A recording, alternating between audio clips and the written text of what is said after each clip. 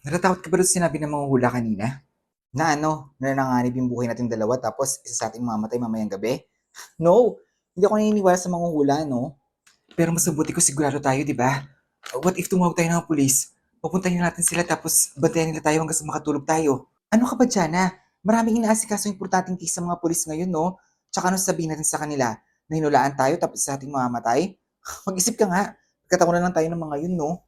Ano kasi natatakot kasi ako na baka totoo yung hula sa ating dalawa. Okay, sige, ganito na lang para mawala yung takot mo. Lahat ng pwede natin gawin para i-secure yung buhay natin mamayang gabi, gawin natin. Para makapati ka na rin. Nilapit ko na yung fire extinguisher sa atin. Baka kasi sunog yung sinasabi ng mga hula na mangyari eh. Diyan na lang yan para makuha natin agad if ever. Meron ako ditong pepper spray tapos nakahanap ako ng pamukpok dyan kung sakaling looban man tayo at least may panlaban tayo, di ba? Tsaka charge mo na rin yung phone mo para makahanap tayo agad ng tulong. What if magtabi na lang kaya muna tayo matulog ngayon para sigurado, di ba? Sige. Dito na tayo matulog sa kwarto ko kasi di ba sabi mo sira yung lock ng kwarto mo? Tara. Jana, nakalak na ba lahat ng pinto sa baba? Oo. Dinobula ko na rin yung kwarto mo para sigurado. Tsaka sinara ko na yung tangke ng gas para sure din. Ayan, good. Siguro safe naman na tayo niyan. Tsaka huwag ka na mag-alala dyan. Hindi naman siguro mangyayari yung sinabi sa atin ng manghuhula.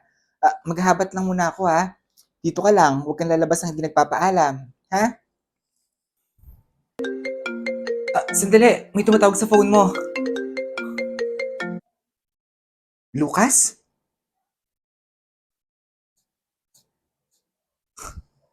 Hindi ka pa rin talaga nagbabago, no? Nilalandi mo pa rin yung mga lalaking dumadaan sa buhay ko. Nung una si Paul, ngayon si Lucas? Pinatawad kita noon, pero para hindi na i-tolerate ngayon hayop ka.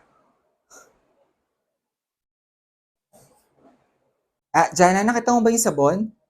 Teka, bakit mahawak yung phone ko? Nagbasa ka ba? Ang kapal talaga ng mukha mo, no? Ganyan na ba kakatiyan? Gusto mo lahat ng lalaking dumadaan sa buhay ko, dadaan din sa'yo. Kaya siguro sila nawawala sa akin, no? Kasi nilalandi mo. Jana kasi di ba lagi kang busy sa trabaho? Kaya sino ang asahan mong pupuntahan ng mga boyfriend mo? Ako lang naman, kasi may kasama tayo sa bahay. So nilandi mo nga sila, malanding makate. Pero huwag ka mag-alala, para usa lang naman nila ako, di ba? Tsaka ikaw naman talaga yung minahal nila eh. Kaya mas lamang ka pa rin sa akin. Ilang lalaki nang inagaw mo sa akin pero pinatawad kita dahil best friend kita. Pero ngayon, tingnan na lang natin kung makakalabas ka dito ng buhay.